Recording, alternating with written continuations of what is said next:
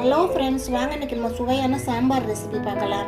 நான் 100 கிராம் பருப்பு எடுத்திருக்கேன். அதோட என்கிட்ட கொஞ்சம் எலும்பு இருந்துச்சு. ரெண்டையும் கொஞ்சம் நல்லெண்ணெய் விட்டு வேக வச்சு எடுத்து வச்சுக்கலாம். இப்போ அடுப்பில் ஒரு சட்டி வச்சு ஒரு புளி கண்டு தாளிப்பெண்ணெய் விட்டு கடுகை வெடிக்க வைக்கலாம். கடுகு வந்து 4 வெள்ளைப்பூட தட்டி போட்டுக்கலாம். அதோட தேவையான வெங்காயத்தை சேர்த்து வதக்கிக்கலாம். இப்போ தேவையான தக்காளியும் போட்டு வதக்கிக்கலாம்.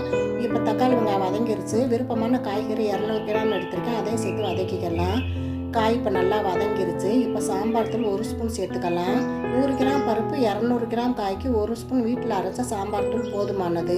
இப்போ காய் நல்லா வதங்கிருச்சு. இப்போ காய்க்கு தேவையான உப்பு சேர்த்து கொஞ்சம் தண்ணி விட்டு காயை நல்லா வேக வச்சுக்கலாம். இப்போ காய் நல்லா வெந்துருச்சு.